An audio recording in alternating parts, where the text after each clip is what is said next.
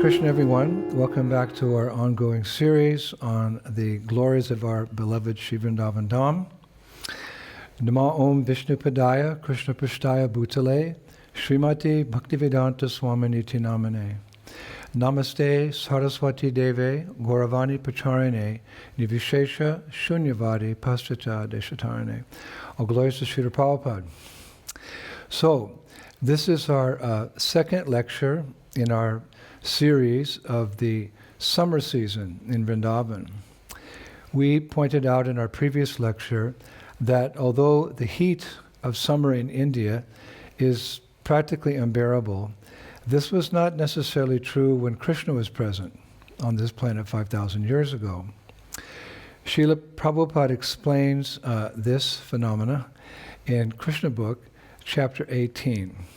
He writes as follows: while Krishna and Balaram were enjoying life in Vrindavan in the midst of the cowherd boys and girls, the season gradually changed to summer. The summer season in India is not very much welcomed because of the excessive heat. But in Vrindavan, everyone was pleased because summer there appeared just like spring. Srila Prabhupada goes on. This was possible only because Lord Krishna and Balaram, who are the controllers even of Lord Brahma and Lord Shiva, were residing there. The inhabitants of Vrindavan were never disturbed by the scorching heat of the sun or high summer temperatures. The lakes of Vrindavan are surrounded by green grasses, and various kinds of lotus flowers bloom there, such as Kalara, Kashja, and Utpala. And the air blowing in Vrindavan carries the aromatic pollen of those lotus flowers. When the particles of water from the waves of the Jamuna, the lakes and the waterfalls touched the bodies of the inhabitants of Vrindavan, they automatically felt a cooling effect. Therefore, they were practically undisturbed by the summer season. A nice insight from Srila Prabhupada. Nevertheless, Mother Purnamasi, Yogamaya, makes it appear that Krishna and the eternal residents of Vrindavan experience inconveniences in the summer. Why? So that the devotees may render even more services to the Lord, to keep him cool. And there's a wonderful summer lila pastime in this regard that I came across, written by a medieval poet from Vrindavan. His name was Nandadas, and he entitled his poem Bhanumati Gopika Lila. Now, there are a number of such authoritative Vaishnava scholars and writers who have appeared in previous centuries, who we hear from and learn about Krishna and even Lord Chaitanya's pastimes.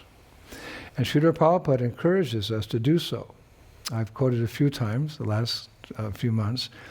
Prabhupada's words in the purport in Srimad Bhagavatam 1.1.1.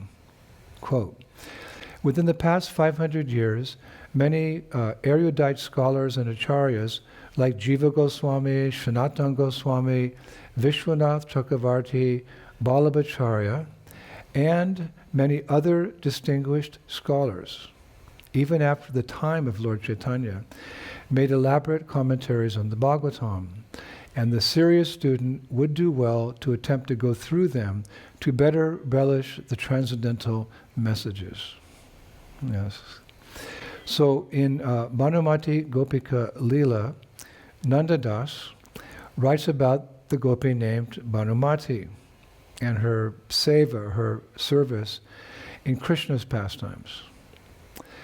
Now, I was researching, and some of our Gaudiya Acharyas, they say that Bhanumati, or they refer to her as a Bhanumati Manjari, appeared in Gaur Lila as Raghunath Das Goswami.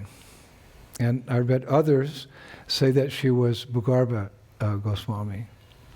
So Bhanumati lived in a village near to Nandagram during Krishna's pastimes. And the family into which she married, they were very strict, very, very strict. They followed all the social norms, social customs. And they told her never to see Krishna even in dreams. And they warned her that he is the controller of the hearts of all the gopis in Vrindavan. His eyes are filled with magic, for whoever stares just once at them gets lost in those eyes and never returns to normal material life. And they actually made her promise. She had to take a vow never to look upon the son of Maharaj Nanda. They said, who wanders in the streets of love, casting his sidelong glance at all the young cowherd girls in Vrindavan. However, their instructions had the opposite effect on Bhanumati. So many instructions. Krishna, Krishna, Krishna, don't do this. Krishna, don't do that. Don't do this. She was hearing about Krishna so often. It had the opposite effect on her. For after listening to all these descriptions of Krishna every day, her love for Krishna only increased. And day and night, she just meditated on meeting him. But she had one anxiety. It's described, she had one worry in her heart. And that was about her promise to her in-laws, never to meet Krishna. Then it so happened, of course, everything happens in Vrindavan by the arrangement of Purnamasi and her assistant Vrindadevi. It so happened that on one very hot summer day, Bhanumati, met a close servant of Rangadevi, one of the 8 Astasakis, or close, intimate girlfriends of Sri Radha. So to that gopi, the maidservant of Sri Rangadevi, Bhanumati just opened her heart. And she revealed that the only desire in her heart, her only desire, was to see Krishna with her own eyes and to meet him. She said to this new gopi who she met, "My dear gopi, I am not suffering from the heat of this hot summer. Rather, my body is burning in separation from Krishna. Each moment I am drinking the hot lava of intense separation from him. Please tell me, how can I overcome this situation?" So you could say her new gopi friend replied, my dear Bhanumati, it's very easy to meet the darling of Vrindavan, Krishna. So then Bhanumati replied, well, but what about the promise? What about the promise I made to my in-laws and elders? What about my dharma? What about my chaste character? And what will people say? The rumors. So her new gopi friend replied, it's very deep, it's very beautiful. She replied, my dear Bhanumati, in Vrindavan, a promise can be broken if it becomes an obstacle in meeting one's beloved Lord, Krishna.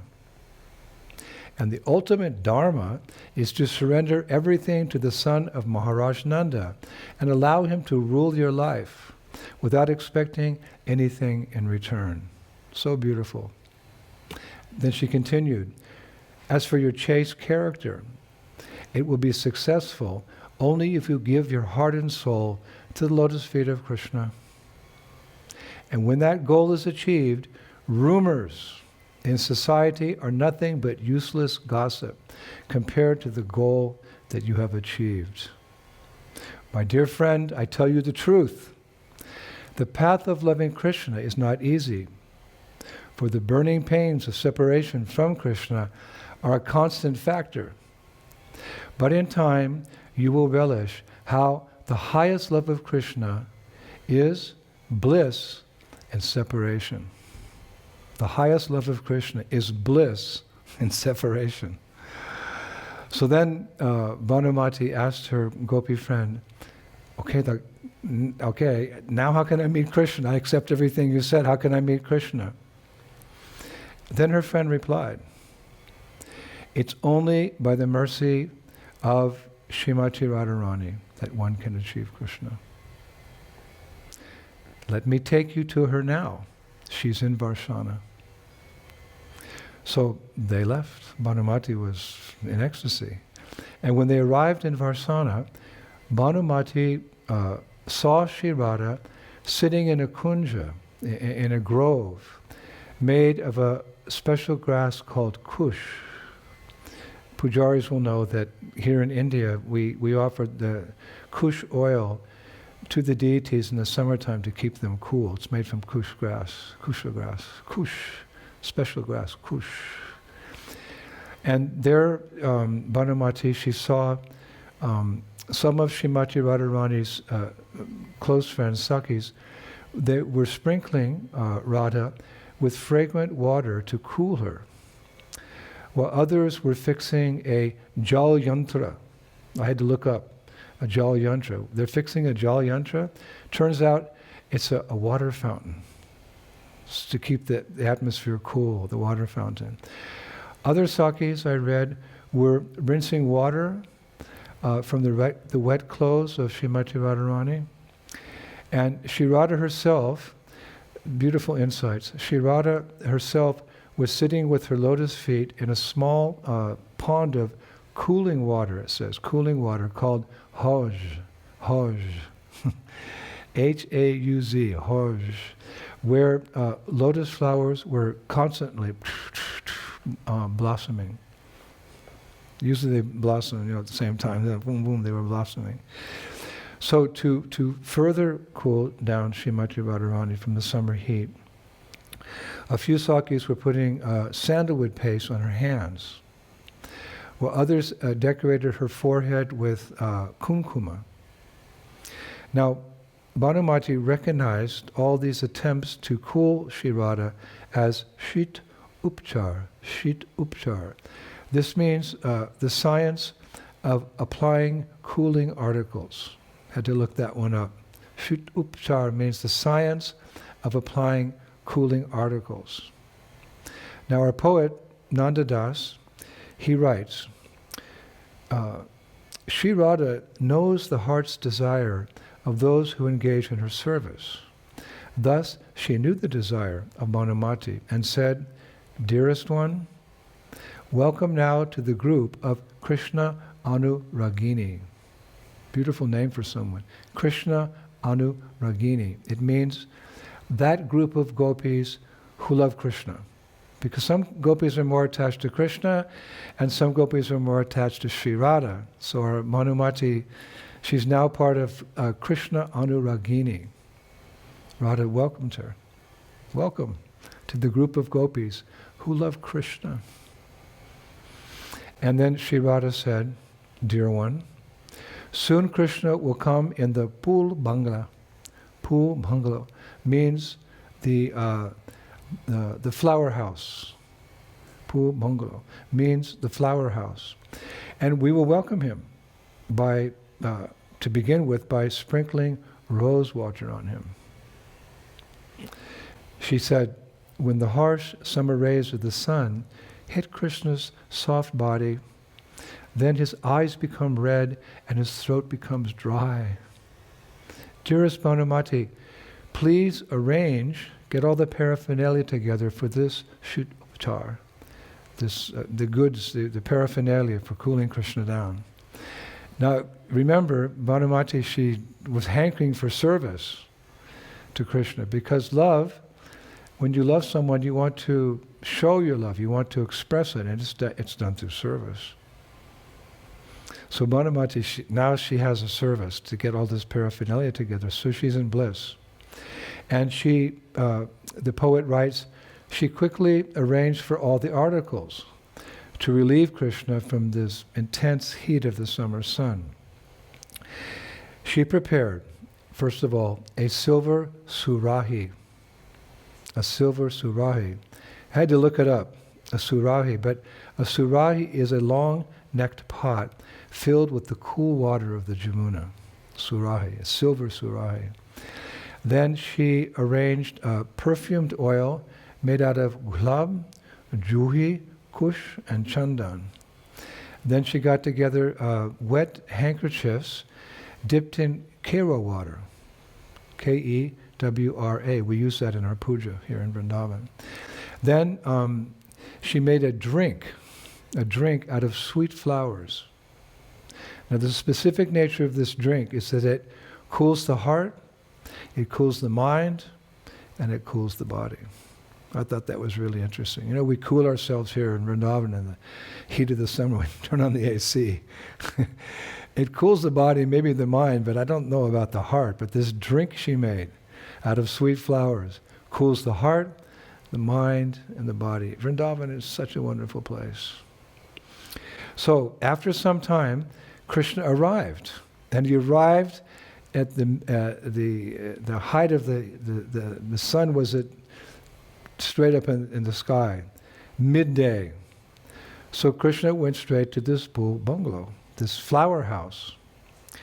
Now Srimati Radharani, she welcomed Krishna by offering him, because Bhanumati had prepared so many things, she first offered Krishna camphor mixed with chandan, or sandalwood paste. And then both Radha and Krishna, they sat on an asana. And what was the asana made of? A lotus petal. They sat on an asana of a lotus petal. Then, to the delight of Bhanumati, Shri Radha introduced Krishna to the new gopi, Bhanumati. It's described, Bhanumati became stunned, seeing the beauty of Krishna. And what did she do? She started dancing in ecstasy while singing the glories of Krishna, who, Nandadas says, was looking like a cooling sapphire in the heat of summer. Who, Krishna, is the eternal heartbeat of all the residents of Braj, and who holds a pulchadi. Pulchadi means a stick made out of flowers. And then our poet, we thank our poet. The poet concludes by saying, and I'll quote him, "I worship the lotus feet of Radha and Krishna and their gopis who swim in the ocean of sweet loving pastimes in all types of weather given by Mother Nature." I like that last line. In all types of weather. We're talking about 6 seasons. We're going through them gradually. In all these seasons, there's various ways to serve Radha and Krishna's sweet pastimes. Now, in our poet Nanda's poem, we heard how Srimati Radharani offered Krishna camphor mixed with chandan, or sandalwood paste, to cool him down. Now, I was reading further. Rupa Goswami also mentions in Bhakti Rasamrita Sindhu other ways that this cooling sandalwood is used in Krishna's service.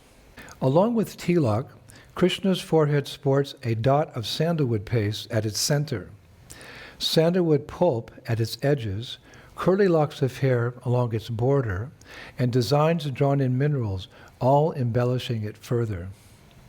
The spot of sandalwood in between the 2 vertical lines of tilak, just above Krishna's eyebrows, serves as a mystical charm that hypnotizes the gopis, who become attracted to gazing at their lover's stately face. And he continues, to keep Krishna cool during the summer, Krishna's loving cowherd boyfriends apply sandalwood paste to the 2 outer portions of his brow, which makes his forehead resemble a mystical gemstone.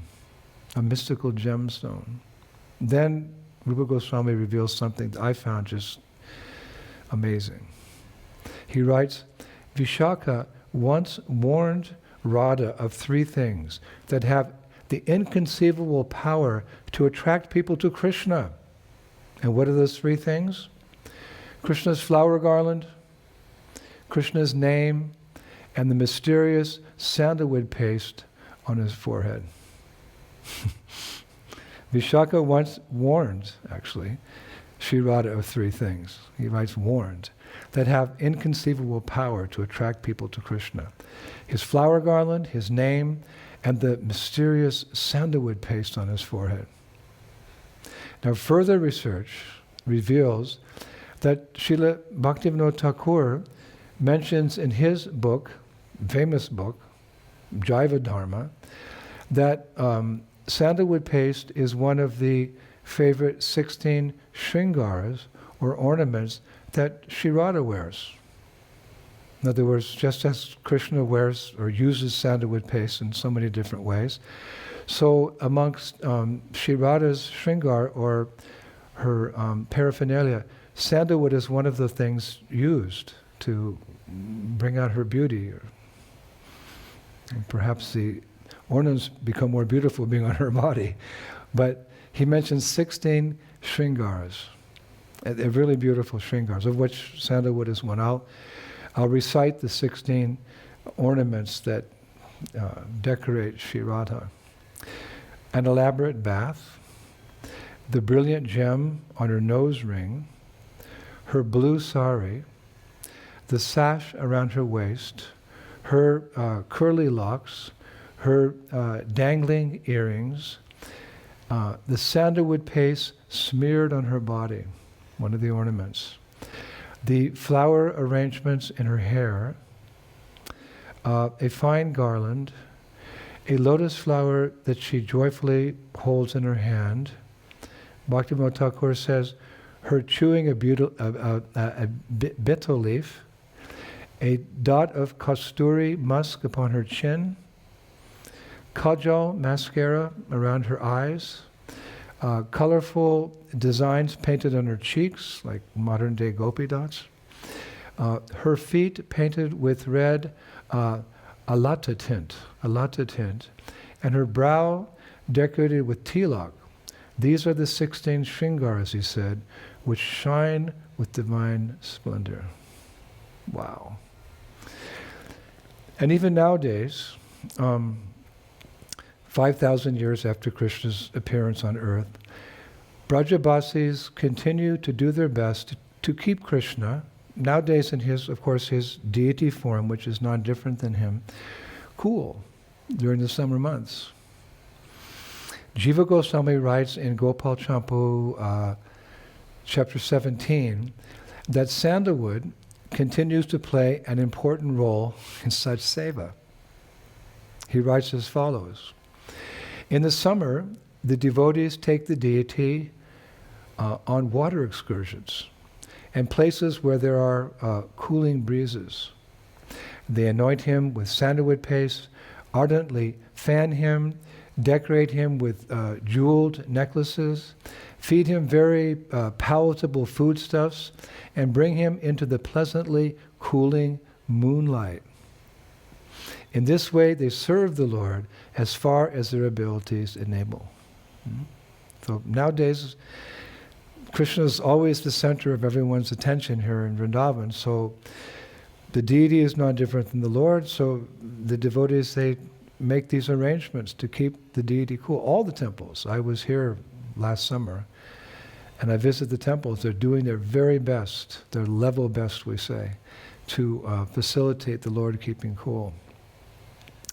And finally, devotees themselves, they also try to keep cool in Vrindavan's hot summer seasons so that they can serve the Lord. I was researching like that. In chapter 45 of Krishna book, Srila Prabhupada reveals how such residents of modern-day Vrindavan deal with the summer heat. He writes, this art of decorating can still be seen in various temples of Vrindavan during the summer season. It's called pulabadi. The dais, the throne, the walls, and the ceilings are all fully decorated, and a small aromatic fountain of flowers is fixed in the center. Because of these floral decorations, the people, fatigued from the heat of summer, become refreshed. So we'll close today with another quote from Srila Prabhupada, where he specifically refers to devotees using sandalwood to cool themselves down. And those of you who are connoisseurs of Krishna book, you'll be familiar with this quote. It's on chapter 90. Prabhupada writes, because India is a tropical country and sandalwood is very cooling, people in India use sandalwood pulp as a cosmetic. Even now, during the very warm days of the summer season, those who can afford to do so apply sandalwood pulp to their bodies and feel cool all day. In India, it was the system that after bathing and sanctifying the body by applying marks of tilak, one would offer obeisances to the deity, take some chandan prasad. What does that mean, chandana prasad? It means some of the sandalwood paste, it dries, it's the next day when the deity has his bath, it's taken off, sometimes rolled into little balls or whatever, and given to the pilgrims as prasad. So one would offer obeisances to the deity, take some of this chandan prasad from the room of the deity, Prabhupada writes, and apply it as a cosmetic to the body. He concludes, this was called prasadanam, prasadanam. Hare Krishna. Thank you. That's lecture number 2 on summer pastimes in Vrindavan. And summer lasts, a few months. Actually, most of the year is quite hot here in Vrindavan in India. So we will be discussing, lecturing on more summer pastimes as the weeks go by. So thank you very much for listening. I hope that you enjoyed this section of this series. Shri Shri Gauranitai ki, Shri Shri Krishna Balaram ki, Shri Shri Radha Sundar ki, Vrindavaneshwari Srimati Radharani ki, Shri Mayapur Dham ki, Shri Shri Gauranitai ki, Shri Krishna Sankirtan Yagya ki, Gaur Premanandi, Jai Jai Sisi Radhe Sham. Glories to Prabhupada.